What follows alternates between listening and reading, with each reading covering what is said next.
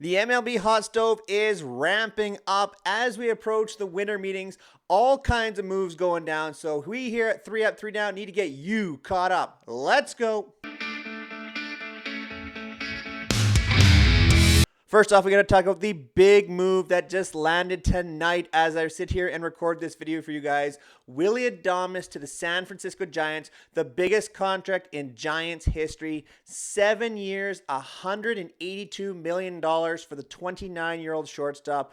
A great get for the Giants. They needed to fill that shortstop hold that allows them to move Tyler Fitzgerald, who had a breakout year this year, over to second base.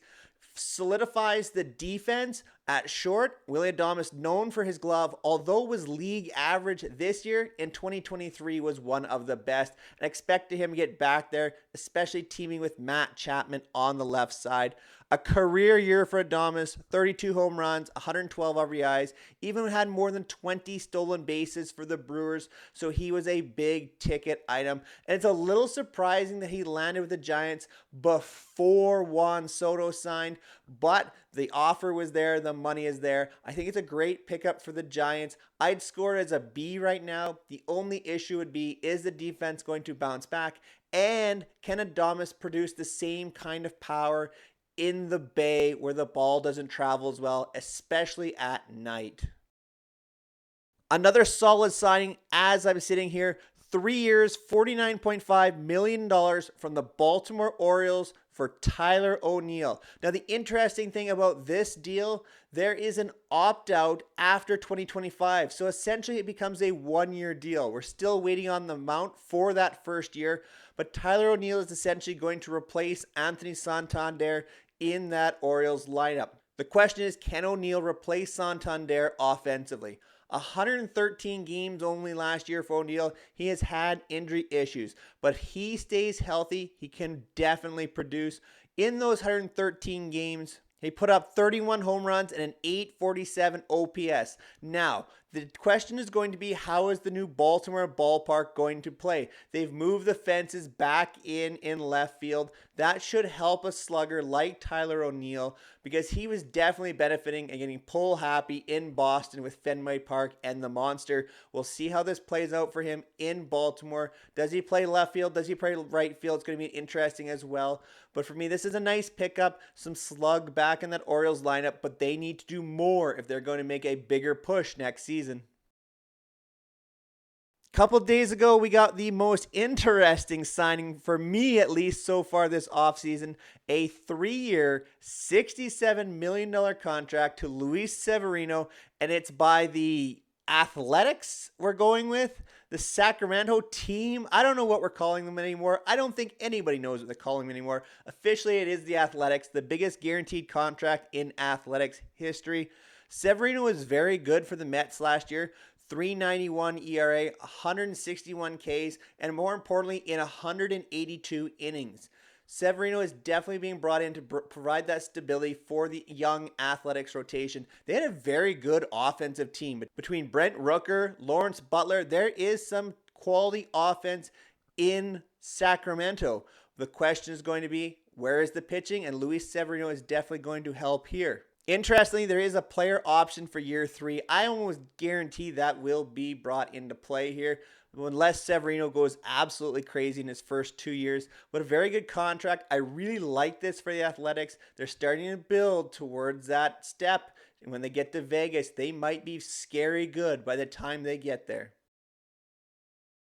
Early on, the big deal, of course, was for Blake Snell. 5 years, $182 million for the big-time left-handed starter. You look at the breakdown from last year. In 14 starts last year, the second half, he had 5-0 record with a 1.23 ERA, 114 Ks in 80 innings. Go back to 2023 when he had 22 starts where he went 13-3 with a 1.18 ERA, 180 Ks in 130 innings. When Blake Snell is right, he is going to dominate. And of course, the Dodgers have got some deferred money in this deal, which really annoys some people. But it is within the rules. It is what it is. It's just not something that every ownership can do. Plus the $52 million signing bonus off the start. That is something a lot of owners really cannot do. But the Dodgers are throwing around their might. The question will be, can Snell stay healthy? a la every starter in LA. But it looks like a very, very good deal for the Dodgers, as does their 5-year, $75 million deal with Tommy Edman. The nice thing with this for Edman, his ability to bounce around the diamond. He can play short, he can play second, he plays center field, do whatever you need, provides a lot of great value. He might only be a league average hitter for most of the season, but he definitely stepped it up in the playoffs for the Dodgers. I really like this signing of Tommy Edman, love him as a ball player. Think this really fits well with the Dodgers, and it provides some assurances. They keep saying that Mookie Betts is going to play shortstop again. Well, Tommy Edman can play shortstop if that doesn't work out. Tommy Ed can play second base if Mookie Betts isn't playing there. So it's a utility player who fills a lot of very important needs. It was almost a player the Dodgers had to have, and they've got him. 5 years, $75 million. Couple other interesting starters deals this year. Yusei Kikuchi, 3 years, $63 million for the Angels. That's a little misleading to me. He unlocks something in Houston after the move from Toronto. Kikuchi is definitely a power left-handed pitcher. I don't know if he's that good, though. We're going to find out, I guess. And at 36 years old, this is a very interesting deal for the Angels. They're trying to make anything stick, but you have to give credit to Artie Moreno. A lot of people are knocking him, but he's back to his spending ways, bringing in Jorge Soler, bringing in Kyle Hendricks. They've added some pieces to the Angels. Maybe they take a step forward. It's going to be very interesting to see what these veterans can do for the Angels. The other one, 3 years, $51 million, a re-signing by the Royals for Michael Wacha. Wacha was very good for the Royals this past season. He's really adapted as a pitcher, throwing that changeup more and more. Pitched very, very well in KC. Very much a pitcher's ballpark. I think he fits so well with the Royals. This makes a lot of sense for both sides. Very good to see Wacha landing back with the Royals. A couple of real head scratchers though. Frankie Montas, 2 years, $34 million to the Mets. I don't get this deal. The ERA was up around 5 for Montas between the Brewers and the Reds. He hasn't pitched well since 2021 when it was split between Oakland and the Yankees. And even the Yankee segment when he was hurt was really bad. So it's really only been one good half a year since 2021. I don't really understand this signing. Yes, it's kind of a depth arm, but at $34 million over 2 years, that's a lot of money for a maybe fifth starter. Same with the signing of Clay Holmes. 3 years, $38 million. Looks like great if Holmes is in the bullpen, but the Mets want him to start, and I think this is getting a little out of hand here. Seth Lugo really is the key guy in all this. He made the transformation for the Mets as a starter, but that started with the Padres and then carried over to the Royals. I don't know where teams are going with this. Jordan Hicks was the experiment last season for the Giants, who pitched good, decent in the first half in particular, but basically was non-existent in the second half.